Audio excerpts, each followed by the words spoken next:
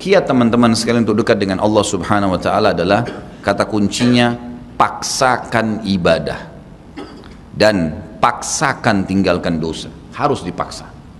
Harus kita paksa jiwa kita ini. Cambuk jiwa itu, cambuk dengan ilmu dan keimanan. Mulai sekarang saya mau on time sholat di masjid, tidak mau ketinggalan. Apapun konsekuensinya, paksain. Sesuatu kalau sudah dipaksakan dan menjadi sebuah kebiasaan akan enak dikerjakan. Otomatis. Tapi kalau kita kendor, sesekali saja dikerjakan, maka akan luluh seperti biasa umumnya. Begitu pula dengan dosa, paksain diri untuk tinggalkan. Lihat yang haram, turunkan pandangan. Mau beli sesuatu, tahan tangan itu supaya tidak beli. Paksa, nggak ada masalah kok. Tangan kita nggak putus kalau kita nggak beli DVD film yang tidak benar misalnya. Nggak masalah kok, kuping kita nggak copot kalau kita nggak dengar musik misalnya. Alihkan ke Al-Quran. Setan goda, lawan. Jangan terus-menerus kendor, imannya seperti kerupuk. Sedikit diramas sudah hancur. Ini jangan. Sampai kapan Bapak Ibu mau terus berlale-lale dalam jauh dari Allah SWT? Sementara iman itu levelnya sangat jauh. Makin kental, maka makin terus, sampai para ulama mengatakan kenikmatan iman akan terus dirasakan oleh seorang hamba selama dia terus mendeteksi dirinya dan juga dia berusaha bermuhasabah setiap detiknya. Ini sudah ketaatan bukan? Ini sudah ketaatan bukan? Ada kemaksiatan ditolak sama dia. Harus begitu. Dan harus kita mulai dengan diri kita sendiri dengan cara memaksanya. Gak bisa enggak. Kita kalau nggak paksa nggak mungkin. Harus Bapak Ibu sekalian. Orang lain telepon nanti kita atau lihat perubahan, kamu alimnya, ingat majelis ilmu seperti ini Bapak Ibu sekalian. Saya sering ulangi kalimat ini. Saya nggak datang jauh-jauh dari rumah saya ke sini untuk menghibur Bapak Ibu cerita dongeng atau hibur Bapak Ibu duduk sini sejam 2 jam. Ini bukan. Ini kita sedang bahas wahyu. Wahyu ini penyampaian dari Tuhan, Allah pencipta langit dan bumi untuk membawa pada perubahan. Kalau Anda hadir di majelis ilmu dan Anda pulang setelahnya terasa, ya kenapa ya, saya kayak merasa ada beban nih, kayak saya merasa bersalah, kadang-kadang kita menangis. Itu semua peringatan dari Allah Subhanahu wa taala. Ambil, oh ini berarti kebaikan. Itu kebaikan. Karena Allah mau dengan perasaan itu kita berubah. Ada perasaan untuk berbuat dosa jadi takut karena sudah ada di pengajian, itu tanda keimanan. Termotivasi untuk mengerjakan ibadah, hadir lagi di majelis, iya. Begitu teman-teman lihat kamu alim ya sekarang, iya alhamdulillah, saya sangat bersyukur sama Allah. Jangan malu ucapin itu. Alhamdulillah saya berubah, saya merasa luar biasa, saya bersyukur sama Allah karena Allah masih bisa berikan keselamatan saya sebelum saya meninggal. Mudah-mudahan kamu juga bisa rasain ya keimanan saya. Motivasi dia supaya dia mau ikut. Ini enggak, kamu sekarang alim ya, masa pakai jilbab begitu, kenapa kamu pelihara jenggot, masa azan harus selalu ke masjid. Kemudian, oh iya ya, udah sini aja sholat sama saya, kendor, sholat di rumah, kendor, ganti lagi kembali jilbabnya jilbab gaul, dan seterusnya. Ini sampai kapan kita mau tergoda nih kira-kira? Waktu terus berjalan. Ingat, setiap peluang ibadah, Bapak Ibu sekalian ingat, Allah peringatkan Anda dan saya seperti cuma ini, penyampaian. Dan kita yang mengubah diri kita. Tidak mungkin saya mengontrol Anda satu-satu di rumah Anda, atau tidak mungkin Allah Subhanahu wa taala menurunkan tangan dari langit. Tetapi Allah Subhanahu wa taala memberikan kepada kita penyampaian dan berikan hati nurani untuk bisa menyentuh hati nurani kita agar kita melakukan, ya, mengerjakannya. Harusnya begitu. Jangan pernah malu untuk berubah menjadi orang lebih baik. Yang malu itu kalau kita menjadi orang lebih buruk. Ingat, peluang-peluang ibadah yang Anda sudah sia-siakan, wallahi Bapak Ibu sekalian, demi Allah Anda akan sesali nanti. Di hari kiamat nyesal, ya Allah, kenapa dulu saya nggak puasa Senin itu ya? Nyesal, ya Allah, kenapa dulu saya nggak sholat tahiyat masjid ya? Saya malah duduk di depan masjid cuma ngobrol-ngobrol. Ya Allah, kenapa dulu saya nggak maksimal bacanya cuma surah pendek ya? Kenapa nggak surah panjang ya? Ini ibadah saja bisa kita sesalin, apalagi kalau dosa, malah lebih parah itu. Menyesalnya luar biasa, tapi nggak ada gunanya. Peluang-peluang ibadah yang Anda sudah sia-siakan tidak akan pernah bisa diperbaiki. Nggak bisa. Ini tadi kalau ada orang tidak ikut sholat sama kita berjamaah maghrib misalnya, kemudian mereka ikut di pengajian lalu merasa tersentuh, coba ya saya ikut dari awal ya, memang betul penyesalan bagus, tapi sudah dicatat dan tidak akan pernah berubah di buku amal. Pada hari itu, jam itu, sholat itu telat, pahalanya beda dengan orang yang awal waktu. Apa yang membuat dia telat? Ya dia sendiri, konsekuensinya. Jangan gitu. Makanya motivasi Nabi SAW sangat banyak untuk mengerjakan sholat di awal waktunya, motivasi untuk di saf pertama, motivasi untuk tidak ketinggalan takbiratul ihram pertama imam. Semuanya itu untuk menjaga hubungan dengan Allah Azza wa Jalla. Jadi untuk dekat dengan Allah harus memaksakan diri dalam ibadah dan harus memaksakan diri untuk meninggalkan dosa. Bagaimana tangganya untuk sampai ke sana? Ilmu, majlis ilmu.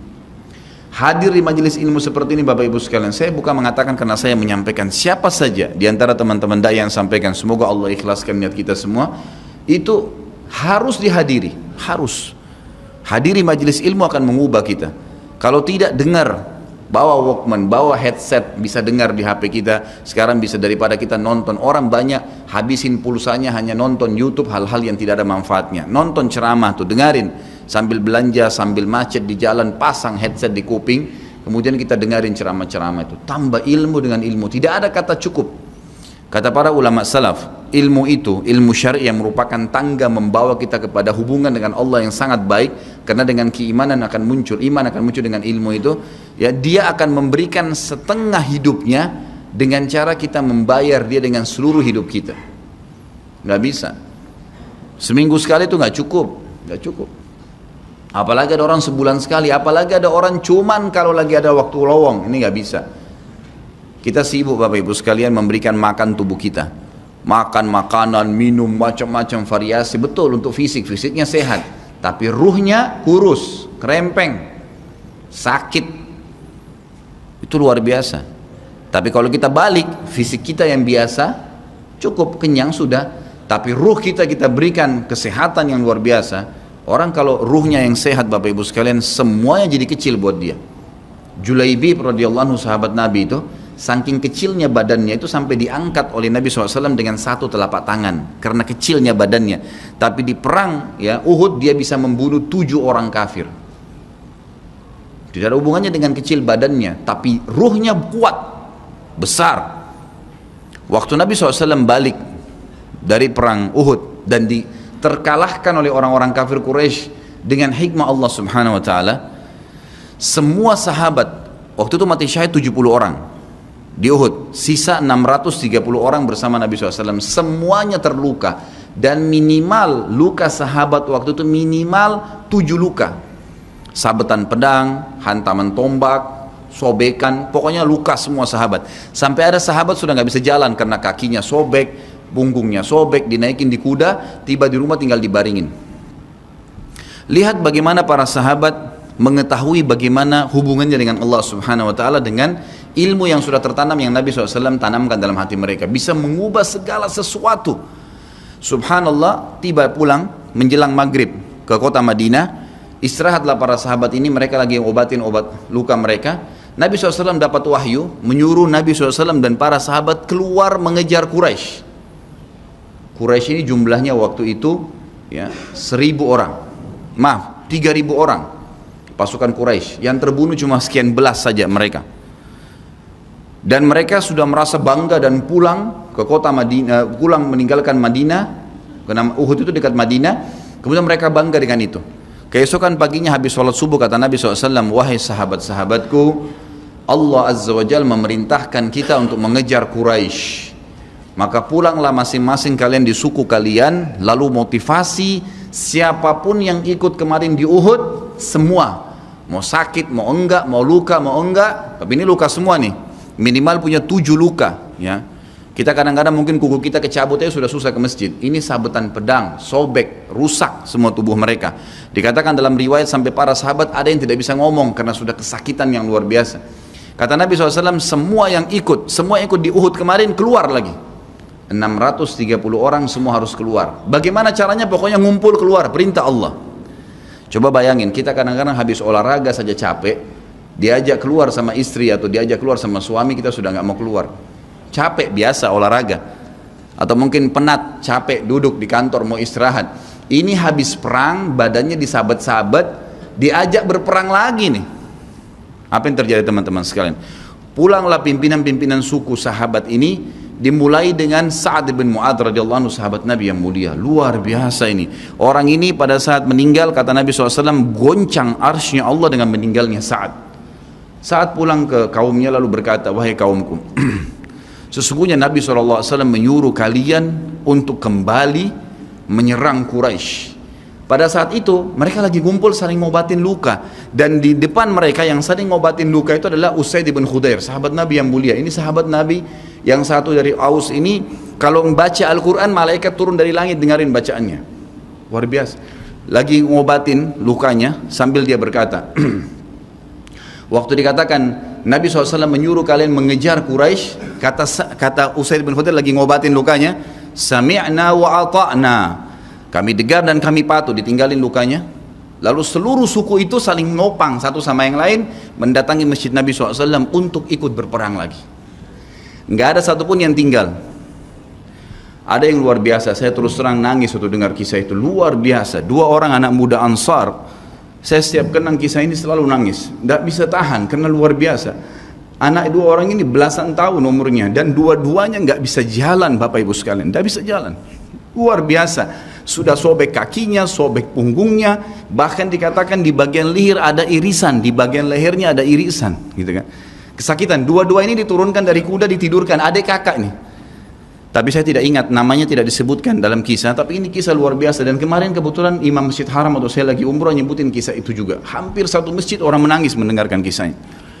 Dia mengatakan, waktu sampai ke telinga adik kakak ini umurnya belasan tahun ya, di bawah 20 tahun. Kalau Nabi SAW memanggil seluruh yang hadir di Uhud untuk kembali berperang. Ini mereka nggak bisa jalan nih. Si kakak bilang sama adiknya, kita nggak bisa tinggal di sini nih. Rasulullah SAW sudah memanggil kita untuk menjawab panggilan Allah. Kata adiknya, bagaimana caranya kita merangkak? Bagaimana caranya kita ke sana? Nggak ada yang bisa nopang. Ini berdua lagi sakit. Mereka cuma tinggal sama ibunya. Lalu berkata si kakak, sekali saya seret kamu, sekali kamu seret saya.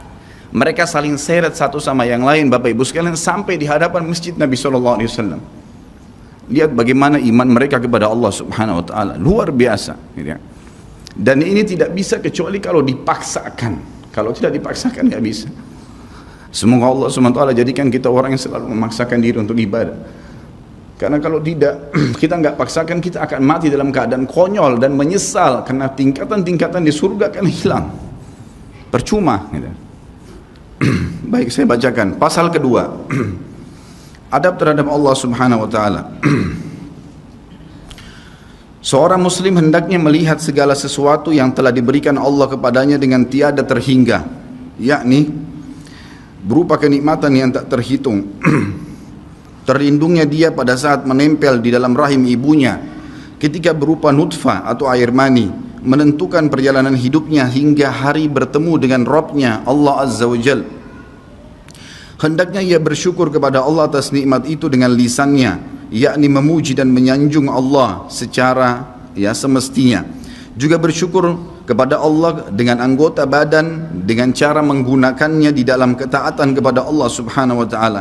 Karena mengingkari nikmat, tidak mengakui kelebihan yang diberikan Allah, mengingkarinya beserta kebaikannya bukanlah termasuk adab kepada Allah. Sebagaimana Allah berfirman dalam surah An-Nahl ayat 53, A'udzubillahi minasyaitonirrajim. Wa ma bikum min ni'matin faminallah. Dan apa saja nikmat yang ada padamu maka itu dari Allah datangnya. Dalam surah An-Nahl ayat 18 Allah berfirman, A'udzubillahi minasyaitonirrajim, wa in ta'uddu ni'matallahi la tuhsuha. Dan jika kalian menghitung-hitung nikmat Allah maka kalian tidak akan mampu untuk menghitungnya. Begitu banyak nikmatnya Allah, Bapak Ibu sekalian. Kita berbuat maksiat, pelanggaran-pelanggaran, tapi Allah masih bisa memberikan kita oksigen gratis, cahaya masih bisa ditangkap oleh mata kita, telinga kita masih bisa menangkap suara sehingga mengetahui apa yang diinginkan oleh kita. Setelah bertahun-tahun berbuat dosa, dengan taubat kepada Allah, Allah bisa ampuni. Itu luar biasa.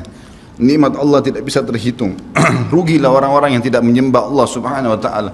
Dan kalau seandainya, kata Ibnu Taimiyah rahimahullah, orang-orang yang bermaksiat kepada Allah itu tahu bagaimana nikmatnya keimanan yang ada dalam hati kami ini, sehingga kami bisa menangis dan kami bisa merasakan dekatnya dengan Allah, bahkan merindukan surga dan selalu merasa diri jauh dari neraka, maka niscaya mereka akan membelah dada-dada kami dan mengambil keimanan itu karena mereka tidak akan pernah merasakannya. Keimanan akan membuat makanan sederhana menjadi mewah, tidur di tempat yang biasa akan menjadi nyaman, bahkan cobaan seberat apapun menjadi kecil buat kita karena keimanan kepada Allah Subhanahu wa Ta'ala. Dan itu sebuah nikmat, itu hanya bisa dirasakan kalau kita betul-betul memaksakan diri beribadah kepada Allah Subhanahu wa Ta'ala. Allah berfirman dalam surah Al-Baqarah 152 dari selanjutnya, A'udzubillahi minasyaitonirrajim, fadhkuruni azkurkum washkuruli wala takfurun. Ingatlah selalu aku, kata Allah, selalulah berzikir, selalulah patuh, selalulah kerjakan ketaatan-ketaatan, nikmatilah yang halal, jauhilah yang dilarang, maka aku akan ingat kepada kalian. Bayangkan kalau seorang presiden mengingat kita, bagaimana bangganya kita disebut-sebut nama kita di hadapan orang-orang yang di sekitarnya. Bagaimana dengan Allah pencipta langit dan bumi yang mengingat kita. Dan bersyukurlah kepadaku dan jangan kalian mengingkari nikmat-nikmatku. Oleh karena itu, tidaklah beradab jika seseorang lari kepada sesuatu yang tidak memiliki tempat pelarian, bersandar kepada yang tidak memiliki kemampuan apapun, serta bertawakal kepada yang tidak mempunyai daya dan kekuatan. Allah subhanahu wa ta'ala berfirman dalam surah Hud ayat 56, A'udzu billahi minasyaitonir rajim, ma min dabbatin illa huwa akhidun binasiyatiha. Tidak ada sesuatu atau tidak ada suatu binatang pun melainkan dialah yang memegang ubun-ubunnya. Allah subhanahu wa ta'ala memegang semuanya. Harimau pun yang buas. Demi Allah Bapak Ibu sekalian, kalau anda minta kepada Allah, tidak akan bisa menerkam anda. Pasti itu. Api pun tidak membakar Nabi Ibrahim alaihissalam karena memohon kepada Tuhannya api itu. Semuanya bisa berubah dengan hubungan kepada Allah subhanahu wa ta'ala. Ini kekuatan yang luar biasa ini.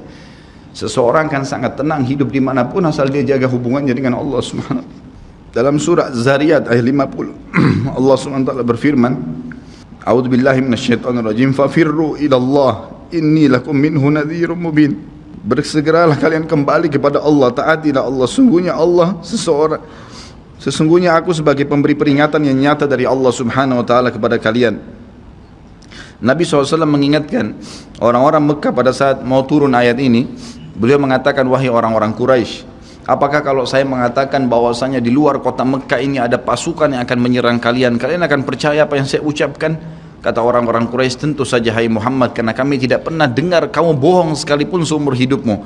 Maka Nabi SAW segera menunggangi keadaan tersebut, mengatakan, wahai Quraisy, ketahuilah sesungguhnya saya utusan Allah dan di belakang saya ini ada azab yang menyedihkan, jangan sampai kalian kufur.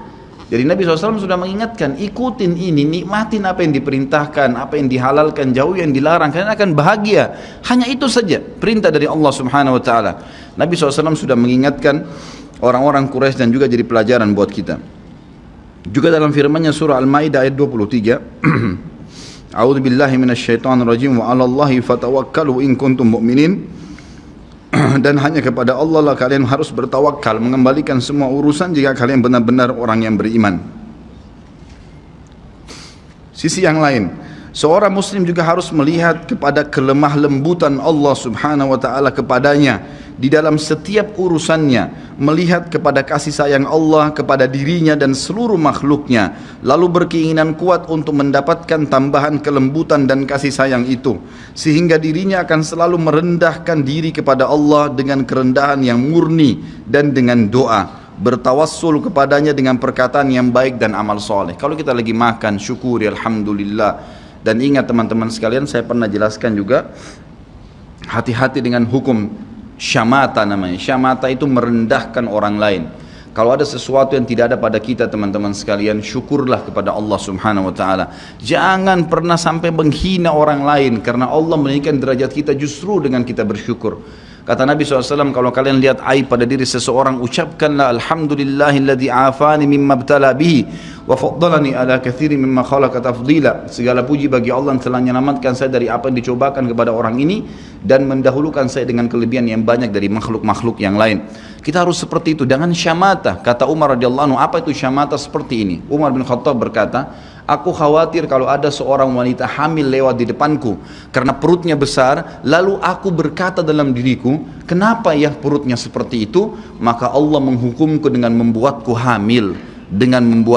hamil, sampai begitu mereka mengatakan, dan berhati-hati sekali dengan kelemah lembutan Allah subhanahu wa ta'ala. Allah lah yang telah membuat binatang yang ada binatang yang indah bulunya, yang bagus tampangnya, dan ada Allah juga ciptakan buruk di mata manusia untuk menunjukkan keajaiban dan kemahakuasaannya Allah. Ada ikan yang indah untuk dilihat, ada ikan yang seperti batu buruk. Kita cuma mengatakan subhanallah yang telah menciptakan yang baik dan buruk, subhanallah yang telah menciptakan yang sehat dan sakit, subhanallah yang telah menciptakan yang putih dan hitam, subhanallah dan subhanallah. Bukan justru kita menghina teman-teman sekalian. Kalau ada sesuatu yang menimpa orang lain yang tidak ada pada kita, syukurilah nikmat Allah subhanahu wa ta'ala. Dan jangan sampai kita merendahkan orang lain. Ini semua merupakan adab, kata beliau, terhadap Allah yang menguasainya. Maka bukanlah orang yang beradab orang yang berputus asa dari mencari tambahan rahmatnya yang luas, meliputi segala sesuatu, berputus asa dari kebaikan Allah yang tak terhingga, yang mencakup seluruh alam semesta ini, serta kelembutannya yang tercurah untuk segenap makhluk. Allah subhanahu wa ta'ala berfirman di dalam A'raf 156, A'udzu billahi minasyaitonir rajim, wa rahmati wasi'at kulla syai', dan rahmatku meliputi segala sesuatu. Kata ulama tafsir, hewan pun kalau yang buas kemudian dia menerkam mangsanya lalu dia meminta maaf kepada Allah, maka rahmatnya Allah akan meliputinya. Seseorang membunuh orang lain pun, sebagaimana masuk dalam sebuah hadis, Allah tertawa melihat dua orang yang saling membunuh, kemudian dua-duanya masuk surga. Lalu para sahabat bertanya, ya Rasulullah, bagaimana ceritanya dua orang itu? Kata Nabi SAW, yang satunya mukmin, yang satu kafir. Lalu kemudian si kafir membunuh si mukmin di kancah peperangan, mati syahidlah si mukmin tadi. Berjalan waktu, si kafir mendapatkan hidayah, akhirnya juga masuk Islam, dan dia berperang lalu dibunuh oleh orang kafir yang lain. Orang mukmin yang pertama terbunuh dengan orang kafir yang akhirnya masuk Islam juga terbunuh di kancah peperangan, dua-duanya masuk surga, dan Allah menyambutnya dengan rahmatnya. Allah tersenyum dan tertawa dengan dua orang ini. Jadi dengan kemahalembutannya Allah subhanahu wa ta'ala. Dalam surah Asy-Syura ayat 19 dikatakan juga, a'udzubillahi minasyaitonir rajim, Allahu latifun bi'ibadi. Allah itu maha lembut terhadap hamba-hambanya. Makanya dalam hadis yang lain dikatakan, ma nazala linu fi syai'in illa zana. Tidak ada sesuatu dikemasi dengan kelemah lembutan kecuali akan menghiasinya. Dikatakan Allah latif, Allah itu lembut, yuhibbul lutf, dia suka dengan kelemah lembutan, gitu kan. Wa ma nuzi'a min syai'in illa syana. Tidak ada sesuatu diangkat darinya kelemah lembutan kecuali akan merusaknya. Tidak ada manfaatnya mencak-mencak, marah-marah tuh. Emosi habisin waktu-waktu kecuali dalam pelanggaran agama saja. Tapi kalau bukan pelanggaran agama, maka jangan, tidak perlu semua. Dikatakan dalam hadis Bukhari, Nabi SAW kalau berhubungan dengan hak beliau urusan dunia, semuanya ditoleransi. Tapi kalau sudah berhubungan dengan hak Allah subhanahu wa ta'ala, barulah beliau tegas. Ya, ini sifat Nabi Muhammad SAW. Kita baca dua ayat lagi baru kita tutup. Sudah masuk waktu? Surah Yusuf ayat 87, A'udzu billahi minasyaitonir rajim, la tai'asu min rauhillah. Janganlah kalian putus asa dari rahmat Allah. Sebagaimana hadis tentang orang yang membunuh 99 jiwa, kemudian dia datang kepada seseorang abid, orang ibadah tapi tidak punya ilmu, apakah Allah masih akan ampuni saya? Dia mengatakan tidak mungkin, kamu membunuh 99 jiwa. Lalu kemudian dia membunuh orang itu, kata Nabi SAW, digenapkan 100. Kemudian dia menemui seorang yang alim, lalu dia bertanya, apakah Allah masih ampuni saya dengan 100 orang yang sudah saya bunuh? Maka kata Nabi, kata orang tersebut, tentu saja Allah rahmatnya telah meliputi segala satunya, Allah akan terima taubatmu. Maka dia bertaubat. Pada saat dia bertaubat orang tersebut kepada Allah SWT, lalu dia mau pulang setelah bertaubat, lalu dia meninggal tengah jalan. Kata Nabi SAW, Allah mengutus dua malaikat, satu malaikat rahmah, satu malaikat azab. Malaikat rahmah akan membawa ruhnya yang memperlihatkan taman dari taman surga, dan malaikat azab memperlihatkan lubang dari lubang neraka. Maka datanglah malaikat yang ketiga menghakimi di antara keduanya, lalu kemudian malaikat ini mengatakan, yang datang ketiga yang menghakimi dua malaikat yang sedang memperebutkan orang yang tadi baru taubat ini, ukurlah jejak kakinya. Maka diukur, ternyata jalan menuju ke tempat taubatnya itu lebih satu jengkal kaki, ya, satu jengkal kaki saja. Maka dengan itu Allah masukkan dia ke dalam surga. 100 jiwa sudah dibunuh, teman-teman sekalian. Ini bukan main-main, dosa yang sangat besar, tapi rahmat Allah sangat luas. Az-Zumar ayat 53 kata Allah subhanahu wa ta'ala juga, A'udzu billahi minasyaitonir rajim, wa la taqnatu min rahmatillah. Jangan pernah putus asa dari rahmat Allah subhanahu wa ta'ala. Paragraf terakhir yang saya bacakan, nanti insya Allah kita lanjutkan setelah sholat ba'diyah isya. Seorang muslim harus melihat bagaimana dahsyatnya siksaan Rabbnya. Allah SWT maha lembut, tapi jangan lupa Allah azabnya sangat pedih. Seorang muslim harus melihat bagaimana dahsyatnya siksaan Rabbnya, kerasnya azab dan kecepatan hisabnya. Kalau datang seketika, gitu kan? Dan tidak ada yang bisa bendung, sehingga dia bertakwa atau takut kepadanya, menjaga diri terhadapnya, serta meninggalkan segala kemaksiatan. Maka ini pun merupakan bentuk adab kepada Allah, sehingga tidaklah seseorang itu beradab menurut orang-orang yang berakal apabila ia menentang Allah dan berlaku aniaya atau zalim. Padahal ia seorang hamba yang lemah, namun justru menentang Rabb yang maha perkasa lagi maha kuasa, maha kuat lagi maha perkasa. Dan Allah berfirman dalam surah Ar-Ra'd ayat 11, A'udzu billahi minasyaitonir rajim, wa idza aradallahu biqaumin su'an fala maraddalah wa ma lahum min dunihi min wal. Dan apabila Allah menghendaki keburukan terhadap satu kaum, maka tidak akan pernah ada yang bisa menolaknya, dan sekali-kali tidak ada pelindung bagi mereka selain Dia. Kalau Allah sudah mau hancurkan, maka tidak akan pernah ada yang bisa membendung.